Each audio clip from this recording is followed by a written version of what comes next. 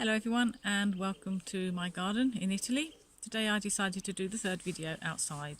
It's a bit chilly, but it's not a bad day considering we are still in April and we are 700 meters above sea level. So today I wanted to talk about focusing because I believe focusing is very important, not only in out-of-body experiences and astral projection, but also in dreams and lucid dreams. Now by focusing, I mean being present in the present moment, being aware of where you are, what you're doing, etc. Because I believe this helps to prolong out-of-body experiences or astral projections. It can also be a catalyst for a lucid dream.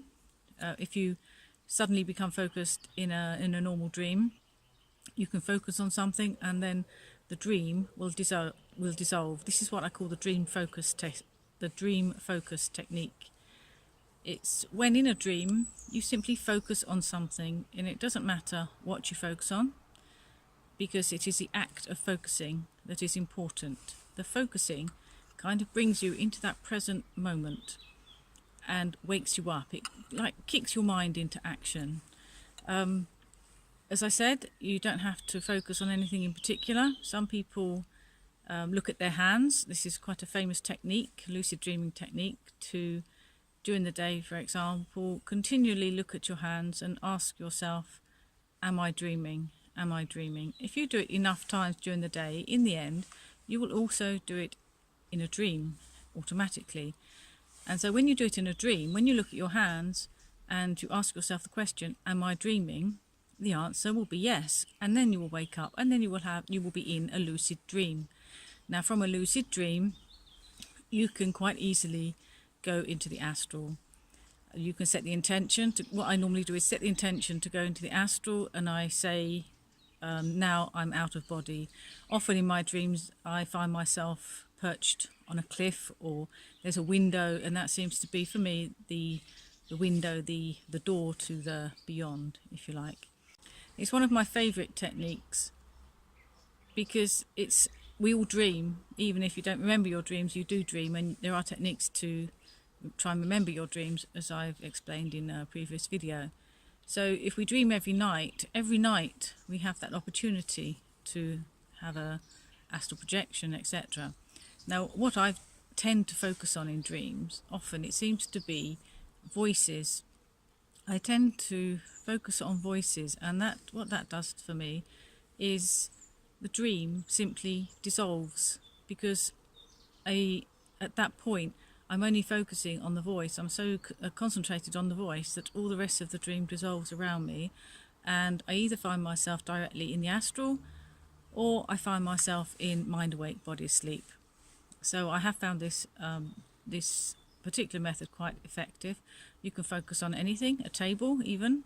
As I said before, it's not the thing that you're focusing on, it's the act of focusing, because it brings your mind into that present moment. So how do we make ourselves focus automatically in a dream? Well, during the day, often our minds wander. They wander a lot. We do things automatically. We're not usually focused in that present moment. So we have to continually bring our mind back to that present moment and concentrate on what we're doing. Be aware of what we're doing. For example, I often forget if I've locked the house or not, because it's an automatic thing I do when I leave the house. I lock the house. 5 minutes later, I think to myself, oh, did I lock the house? Because it's so automatic. I wasn't present in that moment of locking the house. Now, this is where we have to bring our minds into the present, because the more we can do this, the more it happens in our dreams. So then our dreams can turn into lucid dreams, and then we can go into the astral, or we can wake up mind awake, body asleep. So this is why it's important, because if we can't stay focused and aware in our own lives when we are awake, how can we even hope to be able to do it in a dream? And how can we hope to improve the quality of our out-of-body experiences, or the quality of our astral experiences? So focusing is very important. And I don't mean over focusing. I don't mean really, really concentrating. I mean being aware, bringing your mind into that present moment, because it is the present moment that is so important. It is the point of power, as Seth says in many of his books. It really is a point of power. One particular experience I had when I left my body once, I decided that I wouldn't go flying through the window or anything like that. I just sat down in my room and meditated and brought my mind into the present moment. And I tried to empty my mind of thoughts. It took a lot of energy and it wasn't easy. I've only done it once or twice. But this particular time, I managed it, and I found myself going through a tunnel.